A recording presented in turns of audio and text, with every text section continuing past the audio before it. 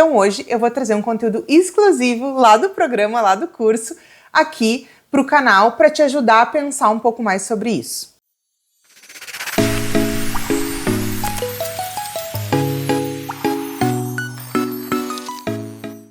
Se tu não sabe, eu quero te contar que eu tenho aqui um programa, Bombeira Social Nunca Mais, que é para justamente a gente lidar com esse eterno apagar incêndios, enxugar gelo, enfim, o nome que tu tiver e que tu der aí na tua cidade, que é essa correria, esse atropelo que a gente tem quando todos os nossos compromissos nos engolem. Pois bem, uma das razões para isso acontecer é justamente o tempo que a gente leva para desenvolver cada uma das atividades que a gente tem atribuídas no SUAS. Então hoje eu vou trazer um conteúdo exclusivo lá do programa, lá do curso, aqui para o canal para te ajudar a pensar um pouco mais sobre isso. Nesse momento a gente tem que pensar em quanto tempo eu realizo cada uma das atividades. E aí tem o tempo dos usuários, que é o tempo que a pessoa leva para desenvolver durante o atendimento, por exemplo, que aqui eu quero começar falando sobre os atendimentos. Outro ponto é o quanto tempo a gente leva para conseguir conduzir as pessoas no atendimento. E outra coisa é o tempo do serviço, que às vezes a gente tem várias pessoas para atender e a gente tem aí uma agenda para cumprir e também a gente tem vários profissionais precisando usar as mesmas salas, então tu tem que cuidar o tempo que tu leva. Porém, eu já vi gente atender em 15 minutos e já vi gente atender em 3 horas, 3 horas e meia. Gente, é inviável que a gente esteja dando a mesma qualidade em 15 minutos e em 3 horas e meia. Então, tu não tem como fazer um atendimento de qualidade se tu não tem minimamente um planejamento do tempo que tu vai levar para atender. Só que isso é muito difícil da gente saber e a gente acaba pegando na prática esses tempos. Então, eu quero te trazer aqui, da minha experiência, o que eu vi que funciona. Só que isso não é só experiência, isso também é estudo. E a gente tem várias pesquisas que comprovam o tempo de atenção, de retenção de atenção que a gente tem durante um período. Por exemplo, uma coisa até que eu assisti esses dias e fez todo sentido para mim é, tu já parou para pensar por que quando a gente está no colégio, ou às vezes até na faculdade, a gente tem as disciplinas divididas em tempos de 50 minutos? Pois então, teve um estudo que explicava que as pessoas retinham a sua atenção durante exatamente 50 minutos. Por isso, tocava o sinal e alternava o professor, alternava o conteúdo, alternava aquilo que a gente ia desenvolver para a gente tentar tomar um novo fôlego de atenção. Se tu pensar a partir só disso, que é uma coisa simples e que está no dia a dia de todo mundo, tu imagina tu tentar manter a retenção de uma pessoa num atendimento de 3 horas. É inviável. Não tem como fazer isso. Mas ao mesmo tempo, o que tu consegue desenvolver em 15 minutos? Nada. Não tem como tu desenvolver em 15 minutos uma grande reflexão. A não ser que a gente vai pegar por base os vídeos aqui no YouTube em que tu tem uma organização, muitas vezes tu tem um prompt em que tu tá falando tudo em 15 minutos, tu desenvolve um baita conhecimento. Tu desenvolve muitas coisas legais em 15 minutos. Só que num atendimento com a pessoa, tu não consegue fazer isso. Porque tem ali um momento introdutório da nossa relação, do receber, do ato de acolher. Não aqui acolhida quanto atividade, mas aqui acolhida como ato de acolher, do acolhimento que a gente faz. Então, não tem como. E aí eu quero trazer alguns tipos, algumas formas de atendimento que a gente faz no SUAS e quanto tempo a gente leva, ou quanto tempo a gente deveria levar, baseado na minha experiência, nos estudos que eu fiz, e por que eu justifico, tá? Então eu quero começar e a gente vai falar sobre a acolhida ou a escuta, o atendimento individualizado e o atendimento familiar. Depois a gente ainda vai ver o atendimento virtual. Vamos começar então por acolhida e escuta. A acolhida, ela é geralmente aquele processo que muitas vezes lá na proteção básica a gente faz de maneira coletiva e depois a gente particulariza o atendimento. Então o que acontece? É como se tu dividisse o teu atendimento. Uma parte dele tu vai fazer em grupo, em que tu dá orientações gerais, que essas orientações a gente tem o desejo de não ter que retomar no atendimento particularizado depois dessa acolhida, porque afinal de contas a gente já está fazendo esse momento coletivo que é pra gente fazer ali uma partilha dessas informações básicas. Quando a gente vem numa acolhida, por exemplo, da coletiva, a gente vai para particularizada, lá na proteção básica, tu tem as pessoas vindo por uma demanda espontânea. Tu não sabe quem é que tá lá, tu não conseguiu ler o prontuário antes, na grande maioria das vezes, a menos que tu tenha uma inscrição, por exemplo. Tu não leu o prontuário da pessoa, então tu não estás preparada para fazer um atendimento direcionado para demandas e necessidades que tu já conheça previamente daquela família. E tu pode também ter famílias totalmente novas, que tu não sabe absolutamente nada. O que acontece? Quando a gente vai fazer essa acolhida, a nossa intenção é olhar demanda primária do usuário para fazer um encaminhamento ou fazer um atendimento pontual. Tu não vai desenvolver ali grandes reflexões porque tu tá vindo com uma família que tu não sabe nada. Então tu não teve tempo de planejar esse atendimento. Por isso, o que eu dou aqui? 30 minutos para fazer essa acolhida, essa escuta. No máximo 1 hora. Quando que a gente vai usar mais do que 30 minutos para um atendimento desses? Quando a gente tem uma situação, sabe aquela situação que vem ou agravada, ou às vezes até a família, o usuário tá muito tenso para aquele momento, tá afobado, às vezes não tá conseguindo se explicar direito, a gente demora tempo, na verdade, não é nem para desenvolver, mas é para compreender a situação. Enfim, tem algumas coisas que podem acontecer nessa acolhida que fazem a gente levar mais tempo. Mas são situações para serem mais pontuais, tá? A via de regra é para a gente ter uma acolhida de 30 minutos que ela vai gerar um novo atendimento depois. Ou a gente vai ter uma coisa super pontual que a gente atende ali e termina, ou tu vai ter uma situação que tu precisa fazer um novo atendimento. Porque tem mais coisas para ti saber. E aí o que tu vai fazer? Se tu já tá vendo, olha, eu vou ter que fazer um outro atendimento depois, tu vai pegar nessa acolhida todas as informações básicas que tu precisa, vai ser praticamente um momento de tu ali anotar como se fosse uma entrevista estruturada, tá? Tu vai anotar todas as informações e vai buscar outras informações nos nossos bancos de dados para entender um pouco melhor a situação dessa família. E aí sim, num atendimento, que depois a gente vai falar desse tipo, de um atendimento tu vai ter essa preparação e aí ele vai levar mais tempo porque a gente vai estar direcionada para algumas questões já para esse atendimento. Então, a via de regra, acolhida é isso aí. Ah, Kizzy, mas eu faço acolhida de 15 minutos e atendo todos os usuários. Se tu tá fazendo acolhida de 15 minutos, certamente tu não tá desenvolvendo tecnicamente alguma ação ali. Tu tá fazendo algo administrativo.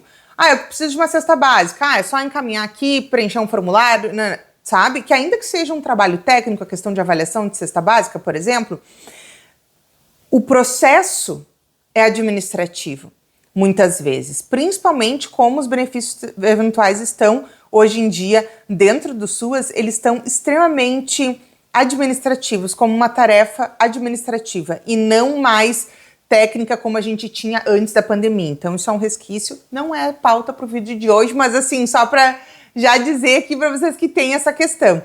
Então muitas vezes a gente está fazendo isso, a gente está dando uma informação que poderia ter sido dada lá na acolhida coletiva, que poderia ter um cartaz afixado dentro do CRAS, que poderia ter um momento ali de sala de espera em que a gente distribui algum material ou passa ali fazendo uma informação do que a gente tem de material exposto.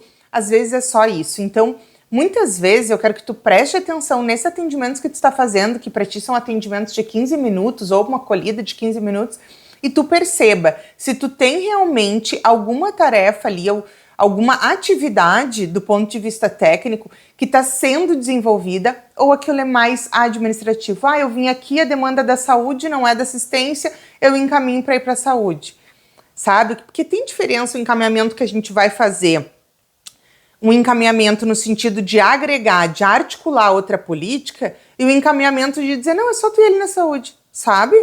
Então eu quero que tu preste atenção nisso. Então a via de regra a gente faz essa acolhida, essa escuta inicial que geralmente vem de demanda espontânea em 30 minutos, no máximo 1 hora.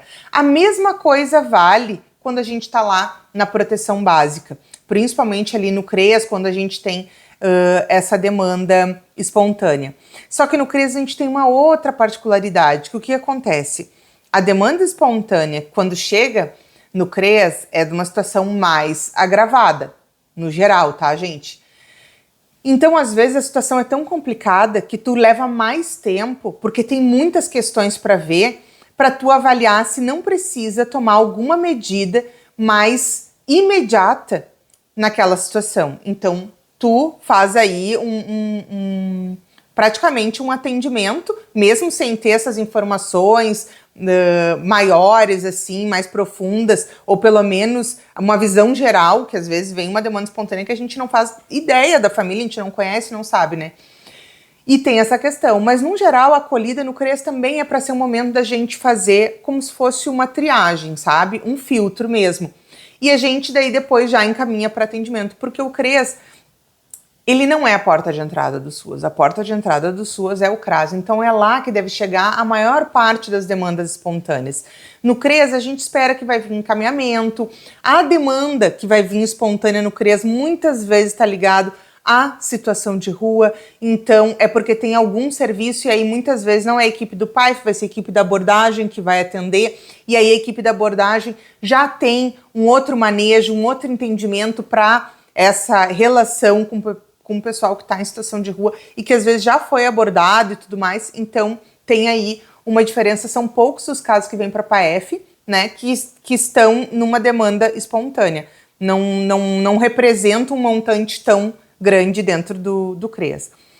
E na proteção especial de alta, é muito mais difícil a gente ter uma demanda espontânea para o serviço. Geralmente, que a gente tem uma demanda espontânea, se tu tá numa situação de acolhimento, é de tu não ter organizado um atendimento e alguém que está acolhido vir pedindo esse atendimento. Só que uma família que tu já conhece, que tu tá acompanhando, seja se tu vai fazer atendimento para alguém que está acolhido ou para um familiar que é representante, enfim, que faz parte da família de alguém que está acolhido. Então, é uma situação bem diferente e geralmente a gente tem uma outra forma de organizar os atendimentos na alta. Então, já não funciona acolhida na alta, já é atendimento mesmo. Em relação ao atendimento psicossocial individualizado, eu coloco aqui de 1 hora a 1h30. Ah, eu esqueci de dizer uma coisa na acolhida e que vai valer para todos os atendimentos, tá, gente? Para mim, o atendimento, ele só conclui depois que a gente faz a evolução. E aqui, evolução eu faço de 2 formas. Eu não vou aprofundar muito aqui nesse vídeo, que não é o nosso objetivo, mas é importante vocês saberem por conta do tempo.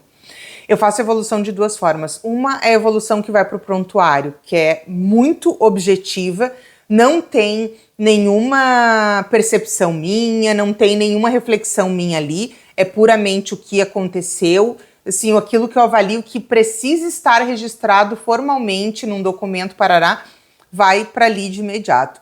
O restante é aquela evolução pessoal que eu prefiro já fazer direto no computador, então eu digito ali todas as minhas percepções, as minhas impressões, o que eu achei, o que eu suspeitei, eu boto tudo ali, tá? Todas as coisas que vieram assim na minha cabeça eu boto ali e anoto também as coisas importantes que precisam ter, que eu fiz ali de questionário e tudo mais. Então, dentro dessa 1h30 que eu tô botando aqui para falar do atendimento individualizado, eu já conto esses 2 tipos de evolução. Porque tudo que a gente deixa para depois, tu tem uma perda significativa de detalhes. E segundo, que tu pode acumular várias evoluções tardias, eu já vivi isso, várias evoluções tardias, onde depois tu basicamente só bota atendi a fulana, acabou. Entendeu? Não tem mais nada para dizer porque tu já não lembra mais de tudo. E aí quando tu vai fazer um relatório da situação, tu vai tentando puxar. E aí isso pode vir a erros e tudo mais. Então, dentro dessa 1h30, de 1 hora a 1h30, eu já calculo junto a evolução. Dentro do atendimento individualizado, a gente não precisa de um tempo tão longo, porque é tete a tete, é tu e a outra pessoa.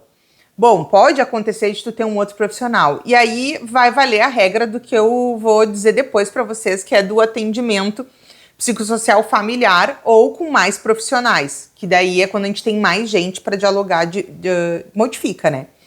Mas no atendimento individualizado, o que a gente precisa? Antes dele ter um planejamento. Então, antes dele, tu fez uma revisão do prontuário, tu já te organizou com os pontos que tu vai trabalhar, porque atendimento não pode ser um ato protocolar. Ah, eu vou fazer porque uma vez no mês eu atendo. para saber como é que tá a situação. Não é esse o objetivo do SUAS, da gente se atualizar da vida dos usuários em atendimento. Esquece, não é isso. A gente tem que ter um foco, uma direção para onde a gente está indo. Então, bom, a gente tem lá o nosso, ou se tu já tem um plano e tu tem a direção que é a do plano, ou se tu não tem o plano, a tua direção é compreender a história familiar para construir o plano. É isso. Então, tu já tem um direcionamento e tu sabe por quais caminhos que tu vai trilhar. E o usuário também tem que entender que esse atendimento tem um objetivo e que ele não é só ir lá para fazer uma catarse ou tipo assim, um desabafo. Ou, pior ainda, que é ir lá como se estivesse indo fazer um atendimento terapêutico. E aí eu não vou entrar aqui no teor do conceito do que é uma ação terapêutica, mas eu quero dizer para vocês que a gente tem, muitas vezes, os psicólogos que atuam dentro do SUAS sendo colocados num lugar clínico, de atuação clínica, ou seja, eu tenho ali o meu atendimento que eu faço toda vez com fulano, ou que aquela família da fulana sempre vem e quer ser atendido por mim porque ela vai falar todas as questões dela, eu vou entender e vou, enfim, ali traduzir algumas coisas, ressignificar, enfim, aquilo que estiver acontecendo. Estou falando para vocês alguns exemplos que é de situações que eu já acompanhei de psicólogos que faziam atendimento não a partir do viés de técnico social no SUAS, mas sim como um viés de psicólogo clínico atendendo na assistência. Ruim, né? Pois é.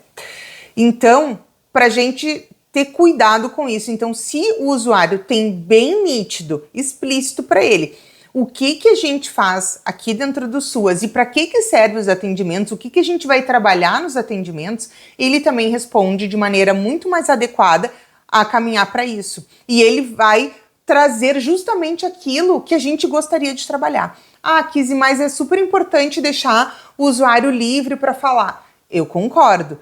Até porque tem muita coisa que vem nessa hora livre que não vem se tu fecha a funila. Agora, uma coisa é tu ter ali uns minutos iniciais para saber como é que estão as coisas e falar de maneira, né, livre, vamos dizer assim, sem um roteiro, sem um planejamento do que falar, mas sim essa atualização, vamos dizer, de alguns minutinhos ali para saber como é que andam as coisas e ver o que vem disso. Outra coisa é tu usar 1h30 de atendimento para isso, para a pessoa poder trazer as questões dela e a gente fazer ali uma acolhida do sofrimento mesmo, sabe? Das dificuldades que a pessoa está passando. Porque isso por si só não resolve, não encaminha o problema. Tem vezes que a gente faz isso? Tem. Tem vezes que não tem como tu cortar e tu passa o atendimento inteiro fazendo isso. Só que tu vai saber que isso tem um limite e se tu tiver num atendimento desse tipo, não vai passar de 1 hora. Até porque tu vai ter que marcar muito brevemente um novo atendimento para essa pessoa. Porque aquilo que tu te planejou para trabalhar com ela não vai esperar, sei lá, 1 mês para atendimento. Não, tu vai ter que marcar um mais seguido. Então, justamente por isso tu precisa ter essa noção do tempo. A questão do atendimento psicossocial familiar. A gente precisa de ou familiar ou então com mais serviços envolvidos. Tu precisa ter mais tempo porque tem mais pessoas para falar. E quando a gente faz dessa maneira, ele precisa ser muito mais estruturado. Então, por exemplo, se tu está fazendo um atendimento familiar, quando tu vai fazer atendimento familiar, tu já tem que ter preparado a família para realizar essa atividade. Eu prefiro fazer atendimento familiar através de visita domiciliar. Acho que quando a família está no seu ambiente, ela consegue ficar muito mais natural, muito mais tranquila e as coisas vêm espontaneamente e fica também muito mais fácil da gente conseguir dar ali alguns contornos para esse atendimento e não deixar a coisa descambar, às vezes, para uma briga entre a família que acontece na frente do profissional e às vezes até nos coloca naquela posição de dizer, e aí, quem tá certo, né? Então, eu prefiro fazer isso na visita domiciliar, que para mim funciona muito melhor. Mas já fiz também atendimento familiar dentro da unidade, e aí eu tomei esse cuidado de ter uma preparação anterior da família para não achar que agora a gente vai lá e a gente vai resolver o problema da família, o conflito, as questões entre as pessoas, que é muitas vezes isso que acontece. E o técnico, por estar nesse lugar de um saber, a gente é colocado como aquela pessoa que vai definir quem tá certo, quem tá errado, que vai definir quem merece ou não merece alguma coisa. E isso é muito ruim, e a gente não pode deixar ser colocado nesse lugar. Porque uma vez que tu é colocado nesse lugar, de alguma maneira tu vai ter que responder. E mesmo que tu responda com silêncio, que tu responda dizendo não posso responder, qualquer coisa as pessoas vão criar uma ideia do que aquilo significa para elas. E aí tu vai ter que depois trabalhar para desmanchar isso aí.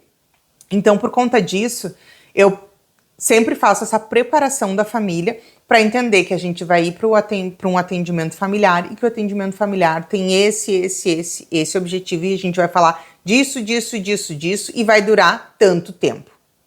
Ou seja, todo mundo tem muita nitidez de o que a gente vai fazer, qual é o objetivo e como que vai se dar a nossa metodologia, como que a gente vai fazer esse trabalho juntos.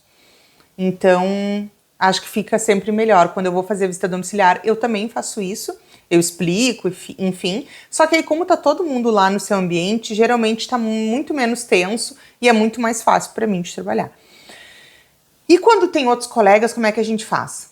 A gente tem que primeiro ter uma combinação entre os colegas, que é a gente sentar e dizer para que serve esse atendimento que a gente vai fazer interdisciplinar, intersetorial, como que a gente vai fazer a abordagem, se tem alguém que vai conduzir e os demais complementam. Ou seja, essas combinações a gente tem que fazer antes entre nós. Tu não pode chegar lá na frente do usuário e o usuário sentir que está sendo atacado, porque daí tá todo mundo falando a mesma coisa e projetando algo ali para o usuário. Não dá. Então a gente tem que fazer esses combinados e, inclusive, tem que ter um combinado da gente conseguir equilibrar aquilo que a gente vai trazer das dificuldades, dos problemas, da vulnerabilidade e aquilo que a gente vai trazer das potências, das forças, do que é bom. Porque quando a gente faz atendimento em vários profissionais, seja com uma pessoa ou com uma família, que daí são mais membros da mesma família, num geral as pessoas se sentem muito acuadas. Porque são várias pessoas nesse lugar de autoridade, de experiência, de saber, agindo juntas e vamos botar entre aspas, parece que assim é a gente contra eles. Muitas vezes o usuário se sente desse jeito. Por isso, eu sempre tenho uma preparação antes de fazer atendimento com outros colegas, que é para dizer, vamos atender, a gente vai atender todo mundo junto, para todo mundo falar a mesma língua. O usuário também tem que estar tranquilo em relação a esse atendimento conjunto e a gente fazer esse equilíbrio aqui para não transformar um atendimento na pessoa se sentir atacada. Então tem essas questões. E agora, eu quero falar com vocês uma coisa que eu não vi ninguém falar ainda aqui na internet, que é o atendimento virtual. A gente fez muito na pandemia isso de atendimento virtual. Alguns lugares, quando a gente superou aí o isolamento em si da pandemia, cortou a parte virtual. Outros mantiveram. E a gente ainda está aprendendo sobre isso. Essa que é a grande verdade. Só que um atendimento virtual, ele não funciona como um atendimento presencial, porque tem parte da nossa comunicação que não está funcionando no virtual como ela funciona no presencial, que é o ambiente, a ambientação, que é o controle desse ambiente quando a gente tem a questão do sigilo, de ninguém ouvir. A gente não consegue controlar isso porque a gente não sabe onde a outra pessoa tá, se lá ela tá se sentindo segura ou não para conversar, não tem como tu saber. Outra coisa que a gente também tem é a linguagem não verbal. Então, às vezes a pessoa tá incomodada e ela expressa isso com o corpo e a gente entende e já reage dentro do atendimento de como que a gente vai abordar, sabendo que a pessoa está se sentindo de alguma maneira incomodada, por exemplo. Quando a gente faz no virtual é muito mais difícil a gente perceber. Então tu entende que é um atendimento bem diferente a gente fazer virtualmente e a gente fazer presencialmente. Então precisa levar tudo isso em consideração. Atendimentos virtuais, eu não passo muito de 30 minutos, 1 hora, eu sigo mais ou menos aquilo que eu faço na acolhida, são para coisas pontuais. Claro, assim, eu só tive até hoje, para dizer bem a verdade para vocês, eu só tive até hoje uma situação, um acompanhamento em que eu fiz todo ele basicamente virtual, porque a pessoa não tinha nenhuma condição de comparecer, era uma situação muito complicada para ela de tempo, e ela não tinha como comparecer nos atendimentos, e as situações que a gente estava trabalhando não eram situações agravadas, não tinha uma situação ali de violação de direitos sendo, né, atual, vamos dizer assim. Então, Eu acabei fazendo, só que assim, ó, não foi uma experiência legal, não recomendo, né? Mas também entendo que o horário de funcionamento das nossas unidades também não facilitam, não favorecem a população a realmente comparecer nos atendimentos, porque é o horário que as pessoas estão trabalhando, elas não podem ficar se ausentando para realizar atendimentos toda hora, elas já são obrigadas a ficar em casa para nos receber, por exemplo, numa visita domiciliar. Então tem todas essas questões, por mais que a gente entregue um documento, lá para o empregador, muitas vezes isso não vale nada, sabe? Então, e até muitas vezes a pessoa não quer nem levar para o empregador, porque não quer dizer que uma equipe de assistência está atendendo ela e o empregador ficar pensando o que será que acontece e criar algum juízo de valor numa perspectiva negativa em relação à pessoa. Então, muitas vezes a pessoa não quer nem entregar esse documento, então o documento não vale de nada para ela, né? Nesse sentido. Mas o que a gente tem uma outra forma de atender virtualmente, que também acontece muito e a gente não contabiliza, que é o que eu digo que é uma das formas do nosso trabalho invisível, que é aquele monitoramento que a gente faz pelo WhatsApp, quando a gente troca algumas informações pelo WhatsApp com as famílias, e aí nunca pelo celular pessoal, só pelo celular institucional. A gente troca ali algumas informações com as famílias, e isso nos toma um tempo. A gente tem que pensar muito bem o que a gente está escrevendo. A gente às vezes usa emoji, por exemplo. Cada um tem seu jeito de falar no WhatsApp. Só que quando a gente fala com os usuários, não é assim de qualquer jeito, entende? Não é, eu gosto de botar emoji para tudo. O que a pessoa lê daquele emoji que foi colocado para ela? Então tudo isso tem que tomar cuidado. E é bem assim, ó, administrativo. Tá esperando algum retorno pontual. Se não, tu vai ligar, vai conversar por telefone. Mas são aí, então, situações. Eu costumava fazer, assim, olhar, vamos dizer, umas 5 vezes no dia, de maneira muito rápida, o WhatsApp do serviço. Ficava, assim, tipo, coisa de 5 minutos, só para ver atualizações e deu. E se tinha alguma que eu via que eu ia precisar me prender um pouco mais de atenção, que eu ia ter que daqui a pouco fazer mais anotações, vamos dizer assim, pelo que a pessoa estava colocando ali, eu já nem olhava nessas passadinhas rápidas, eu esperava ter um momento de sentar e fazer um planejamento para eu poder absorver tudo. Me conta quanto tempo tu leva para fazer os teus atendimentos, se esse tempo que eu falei também é o tempo que tu faz aí, ou se não, eu acho que eu não falei o tempo do coletivo, é de 1 a 2 horas, não sei se eu falei, gente, vai ser cortado. Agora, se eu não falei, fica aqui o atendimento, mas eu vou deixar também aqui na descrição para vocês esses tempos anotados. E eu quero saber como é que tá sendo aí os tempos do atendimento para ti, se essas coisas que eu falei fazem sentido, não fazem. Vamos conversar mais sobre isso. E vem pro programa Bombeira Social Nunca Mais, para tu parar de apagar incêndio e ter uma rotina leve, uma rotina de excelência e leveza e muito equilíbrio para tua vida. Beijão!